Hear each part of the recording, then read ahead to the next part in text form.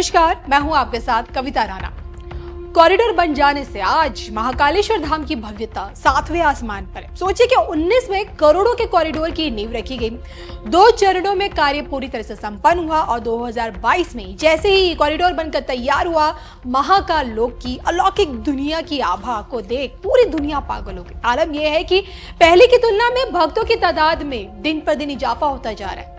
ऐसा कोई दिन नहीं जब बाबा का दरबार भक्तों से ना पटा हो। अपने आराध्य के प्रति महाकाल भक्तों का समर्पण ऐसा है कि मंदिर की दान पेटी सदैव करोड़ों की माया से खचाखच भरी पड़ी रहती है। बाबा की भस्म आरती की एक झलक सोचिए, उसकी एक झलक पाकर प्रत्येक शिव भक्त खुद को धन्य समझता, आनंदित हो उठता है।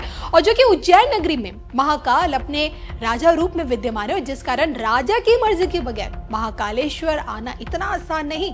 और अब तो महाकाल के दरबार में आपकी एक गुस्ताखी आपको भारी पड़ सकती है। कालों के काल महाकाल के आगे अब किनको बख्शा बिल्कुल भी नहीं जाएगा। इसी पर देखिए हमारी ये खास रिपोर्ट। महाकाल भक्त हो जाए सावधान, महाकाल दर्शन से पहले जरूरी जानकारी।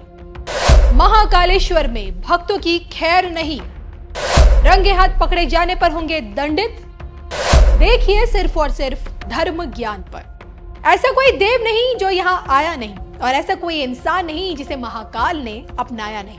दक्षिण मुखी ज्योतिर्लिंग रूप में विराजमान महाकाल का ये इकलौता ऐसा धाम है जहां इस समस्त सृष्टि का समय निर्धारित होता है।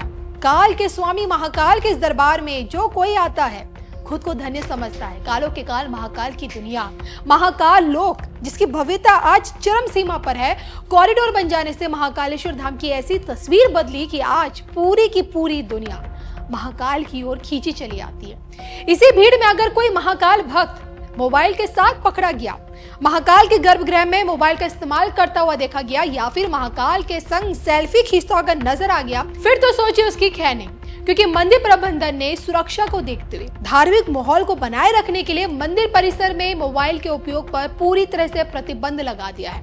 अब अगर आप मंदिर परिसर में मोबाइल चलाते हुए दिखे तो फिर आपके खिलाफ दंडात्मक कार्रवाई होगी, यानी कि किसी भी कीमत पर आप बिल्कुल बख्शे नहीं जाएंगे।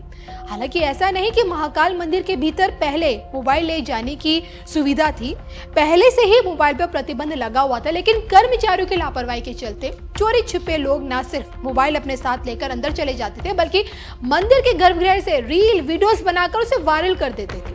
अब जो कि मंदिर प्रबंधन कमेटी की तरफ से श्रद्धालुओं को लॉकर सुविधा दी जाएगी। अब ऐसे में मानसरोवर भवन बड़ा गणपति के पास गेट नंबर 4 अवंतिका द्वार नंबर 1 पर लॉकर की सुविधा, मतलब इन 3 जगहों पर लॉकर की सुविधा होगी। आलम यह है कि लॉकर में मोबाइल जमा करने पर संबंधित प्रक्रिया पूरी करने पर रसीद दी जाएगी। फिर दर्शन करने के बाद श्रद्धालु ये रसीद को दिखाकर अपना मोबाइल बाकी सामान वापस ले सकता है। तो अब की बार मंदिर प्रशासन ने कहीं कोई लूप होल नहीं छोड़ते हुए मोबाइल यूज पर बैन लगाया मंदिर के अंदर। हालांकि सबसे बड़ी चुनौती ये है कि रोजाना 50 से 70 हजार श्रद्धालु बाबा के दर्शन करते हैं महाकाल लोक में आकर, और हिसाब से सोचिए कि 30 से 40 हजार मोबाइल रखने के इतने लॉकर की उपलब्धता मंदिर प्रशासन क्या कर पाएगी?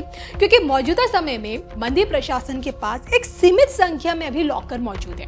भले ही फोन बैन का फैसला श्रद्धालुओं की सुरक्षा, उनकी श्रद्धा, धार्मिक माहौल को बनाए रखने के चलते लिया गया हो, लेकिन ये फैसला भक्तों द्वारा कितना स्वीकार किया जाएगा, अब ये देखना ज्यादा जरूरी है।